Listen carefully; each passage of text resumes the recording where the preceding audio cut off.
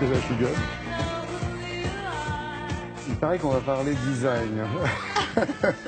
Alors, l'hôtellerie moyenne gamme fait elle aussi appel à des architectes d'intérieur pour l'aménagement ou la transformation de ces espaces.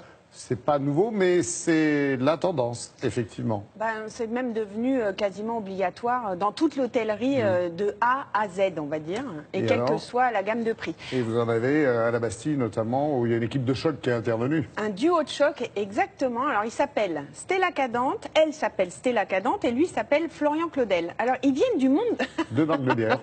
ils viennent de... Attention, avec modération. Ils viennent du monde de la mode.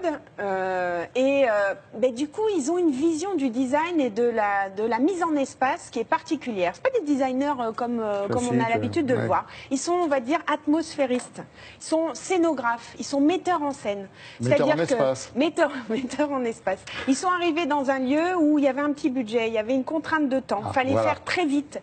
Et donc, ils ont fait avec l'espace qui existait. Ils ont tout ouvert. Ils ont recréé des zones. Évidemment qu'ils ont fait avec le mode de vie. On change dans le mode, notre mode de vie change. À l'hôtel, on va travailler. Il va y avoir des espaces de coworking.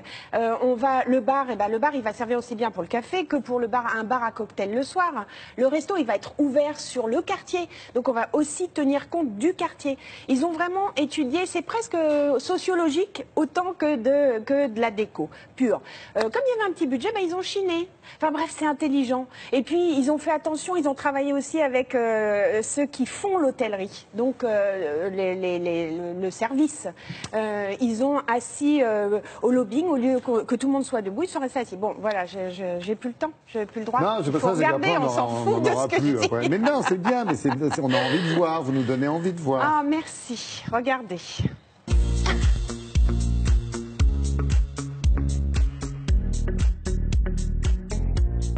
Le concept de ce travail qu'on a effectué dans les parties communes de cet hôtel, c'était vraiment de permettre au quartier de rentrer dans l'hôtel, à la clientèle hébergée de rester à l'intérieur de l'hôtel et de faire un véritable endroit de vie. On est quand même assez persuadé que les hôtels tels qu'on les a vécus, très statutaires, c'est pas ça. Surtout ici, c'est d'hôtellerie économique, on n'est pas en train de s'inventer être un palace.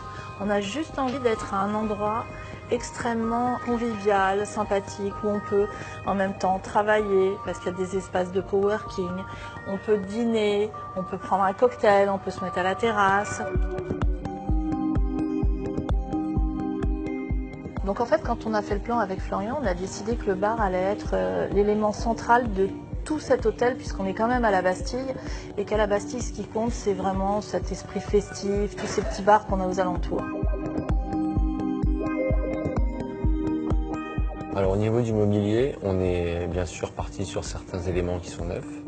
On a fait des luminaires dans notre atelier qu'on a pendus sur les plafonds. On a récupéré du mobilier dans des grands hôtels, dans des grands restaurants, des grandes brasseries parisiennes. Donc ça permet en effet de retrouver cet esprit aussi brasserie qu'on a voulu donner au niveau du restaurant. On est au XXIe siècle et tout jeter pour tout racheter et abattre plein d'arbres pour refabriquer des tables et des chaises en bois, on trouvait ça un peu débile. On a travaillé dans un modèle économique et rapide. On est vraiment intervenu sur un timing de 3 mois. La contrainte était aussi de faire 30 à 40% moins cher qu'une rénovation classique. En fait, nous, paradoxalement, on adore la contrainte. Alors c'est un peu bizarre, généralement on nous dit nous ça nous aide à créer. Alors là, contrainte budgétaire, contrainte de temps et ça nous a permis finalement d'être beaucoup plus créatifs. Maintenant les gens ont envie de continuer à bien sûr voyager, mais de vivre des vraies expériences dans chacun des hôtels. Donc vraiment d'avoir une atmosphère propre à la ville, mais aussi au quartier. C'est vrai qu'on cherche à donner de l'âme, encore une fois, à notre métier. C'est pas du design pur et dur, c'est de l'atmosphère, du bien-être, de l'humain.